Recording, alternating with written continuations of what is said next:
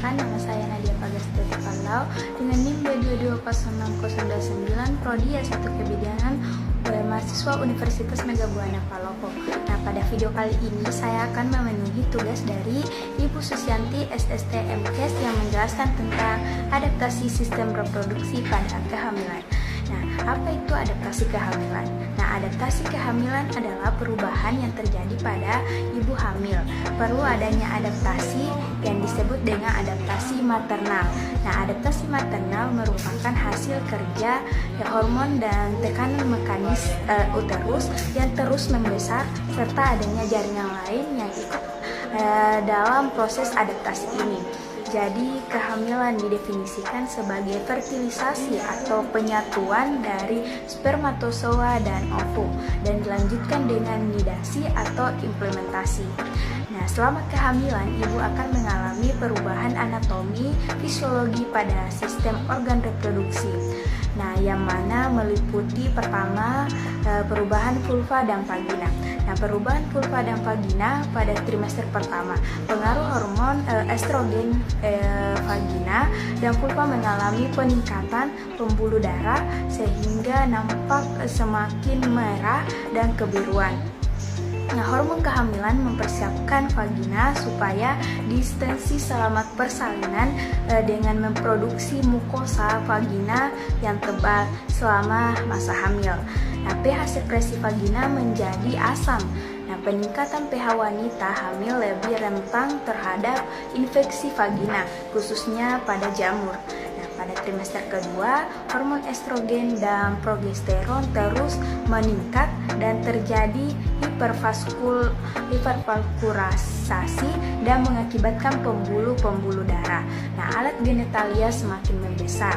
Nah, hal ini dapat dimengerti karena organisasi dan nutrisi pada alat-alat genitalia tersebut meningkat. Nah, pada trimester ketiga, dinding vagina mengalami banyak perubahan yang merupakan persiapan untuk mengalami peregangan pada waktu persalinan. Nah, dengan meningkatnya ketebalan mukosa, mengendornya jaringan ikat perubahan, ini mengakibatkan bertambah panjangnya dinding vagina. Perubahan yang kedua yaitu perubahan pada serviks. Nah, perubahan pada serviks pada trimester pertama kehamilan, bekas kolagen menjadi kurang kuat, terbungkus. Hal ini terjadi akibat penurunan konsentrasi kolagen secara keseluruhan. Nah, pada trimester kedua, konsistensi serviks lunak dan kelenjar-kelenjar di serviks akan berfungsi lebih dan akan mengeluarkan konsekresi lebih banyak. Nah, pada trimester ketiga, pada saat kehamilan mendekati eterum terjadi penurunan lebih banyak lanjut dari konsentrasi kolagen. Nah, proses perbaikan serviks terjadi setelah persalinan hingga siklus kehamilan yang berikutnya. Perubahan yang ketiga yaitu perubahan pada uterus. Nah, perubahan pada uterus trimester pertama, pada minggu pertama kehamilan, uterus masih seperti bentuk aslinya seperti buah avokat. Nah, seiring dengan berkembangnya kehamilan, daerah fundus dan korpus akan membulat dan akan menjadi bentuk sferis pada kehamilan 12 minggu.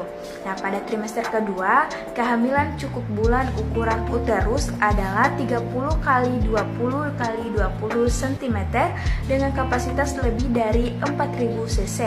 Hal ini memungkinkan bagi adekuatnya akomodasi pertumbuhan janin pada trimester ketiga.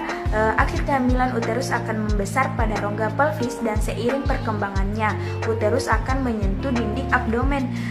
Keempat, perubahan pada ovarium.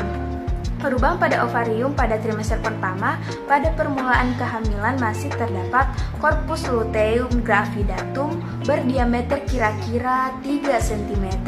Kemudian korpus mengecil setelah plasenta terbentuk.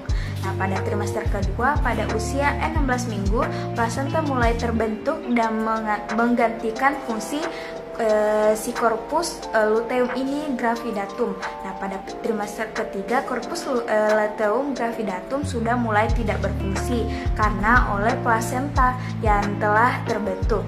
Jadi selama kehamilan hormon estrogen dan progesteron akan menekan hipofisis anterior sehingga sekresi FSH dan LH tertekan dan tidak terjadi pematangan folikel dan ovulasi, dan siklus menstruasi akan terhenti juga.